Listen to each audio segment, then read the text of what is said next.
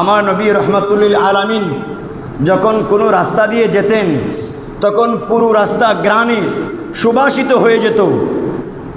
এক সাহাবীর মেয়ের বিয়ে হবে, নবীজি সাল্লাল্লাহু আলাইহি ওয়াসাল্লামের কাছে আসলেন একটা শিশি নিয়ে। ইয়া রাসূলুল্লাহ, আমার মেয়ের বিয়ে হবে, তো বিয়ের মধ্যে তো আতর ব্যবহার করতে হয়, খুশবু লাগাতে হয়।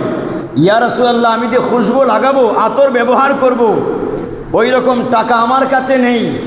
আমার নবী রহমাতুল্লিল আলামিন নবীজির শরীর মুবারক থেকে গাম ওই শিশির মধ্যে দিয়ে দিলেন এবং বললেন, যাও এই শিশিটা তোমার মেয়েকে দিবে, যখন খুশবু লাগানোর ইচ্ছা পোষণ করে তখন যেন সেই শিশি থেকে গাম ব্যবহার করে।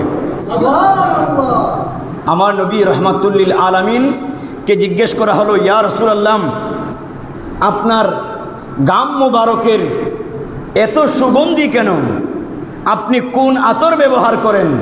তখন আমার নবী রহমাতুল্লিল আলামিন বলেন, আমি যেই আতর ব্যবহার করি ওই আতরের নাম ইমামে হাসান, ইমামে হুসাইন।